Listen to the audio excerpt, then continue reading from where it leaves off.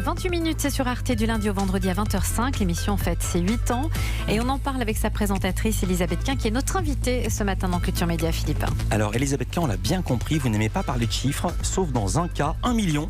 C'est pas votre audience, 1 million de personnes en France.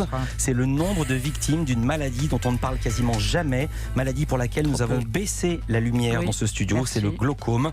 Première cause de cécité, je l'ai appris en préparant cet entretien dans les pays développés. Maladie dont vous êtes victime et dont vous avez voulu parler dans un livre. La nuit se lève. Pourquoi ce récit, vous qui êtes habituellement si discrète sur votre vie privée et vie personnelle? C'est vrai, surtout en étant sous l'éclairage quotidien à la télévision où l'on se cache, vous le savez bien. Oui. Tout simplement à cause du chiffre que vous venez d'évoquer.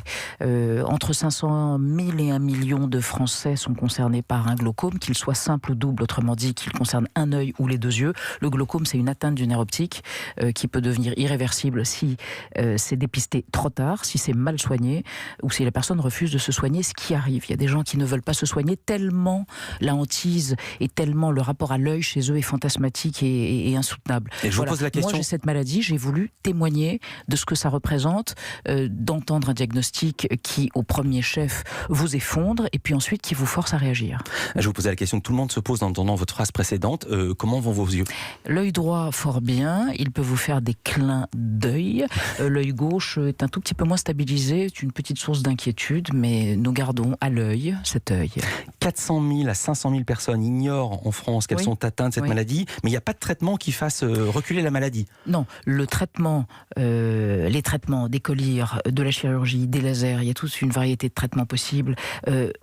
Essayent d'arrêter, en général réussissent à empêcher l'évolution de la maladie, mais on ne peut pas revenir en arrière. C'est vertigineux, c'est-à-dire que ce que vous avez perdu en vision, en champ visuel, en acuité visuelle, vous ne le récupérerez jamais. Mais c'était une surprise pour vous, pour moi, parce que c'est héréditaire. C'est héréditaire et votre papa mais je ne le savais pas. Je ne le savais pas parce que mon père n'avait plus sa tête, ma mère plus tout à fait non plus, et donc j'ai découvert après la mort de mon père qu'il avait cette maladie et que donc il me l'avait transmise. Le problème n'est pas de se demander pourquoi je ne l'ai pas su plus tôt. Une fois qu'on vous a diagnostiqué une maladie, il faut développer en soi quelque chose qui est très compliqué, qui est à la fois de la combativité et en même temps de la souplesse. C'est-à-dire qu'il faut lutter contre la maladie, mais lutter contre une maladie, ça mobilise tellement vos forces que ça vous met dans un état de nerfs. Or, la pression nerveuse, c'est très mauvais. Donc il faut trouver en soi une espèce de double mouvement, quasi contradictoire, tonicité, combativité, et en même temps laisser aller, accepter, souplesse spirituelle, vous voyez ce que je veux dire? C'est un exercice super compliqué, mais donc je m'y astreins. Et quand vous parlez de pression, c'est au sens littéral, puisque c'est la pression sur le globe oculaire. C'est la pression sur le nerf optique. C'est pas façon de parler. Et la pression sur le nerf optique détruit ce nerf optique. Voilà. C'est ça la maladie. Quelles ont été les réactions à la publication de ce livre? Vous avez reçu des courriers, j'imagine? J'ai reçu des courriers absolument bouleversants, déchirants ou hilarants de gens d'abord beaucoup de gens qui m'ont écrit ou qui venaient me voir quand je signais le petit livre dans les librairies en province ou à Paris. Des gens qui me disaient, écoutez, je m'y retrouve, donc merci, parce que je me sens moins seule.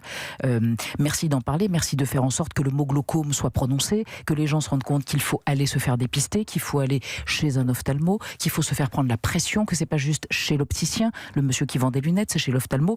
Et puis j'ai reçu des gens qui m'ont proposé des marabouts, des guérisseurs, des gens extraordinaires qui me disaient, écoutez, moi je suis guérisseur, je vais vous guérir, mais en échange je vous demande un truc, écrivez ma vie parce que ma vie est passionnante. Donc nous faisons un pacte. Non mais je recevais des trucs, je recevais des mouchoirs trempés dans des sources miraculeuses avec un petit mot PS. Il y a eu des nitrites et des sulfites dans la source, donc elle est polluée, mais mettez-vous quand même le mouchoir sur les yeux, ça va vous guérir. Non, des trucs fabuleux. Donc il y a eu une communauté. Et même dans le livre, vous manquez pas d'humour, Elisabeth Quint, vous relevez l'ironie qu'on trouve dans les expressions banales de la vie, comme quand on dit, tu vois ce que je veux dire, ça crève les yeux. Et là, je suis embêté. Vous savez qui me disait ça? Dites-moi. Une aveugle. Une psychothérapeute sauf que moi, et qui riait en me disant le langage est voyant. Mais oui, mais comment je vais faire maintenant pour vous dire au revoir? Mais je vous dis salut. Merci. Merci Elisabeth Quint. Je rappelle, 28 minutes, faut-il le rappeler, c'est sur Arte, tous les soirs du lundi au vendredi à 20h05. Vous savez qui y a ce soir? Ève Ensler, les monologues du vagin, ça vous dit quelque chose? Oui. Vagina, elle est là, chez nous, sur Arte ce soir.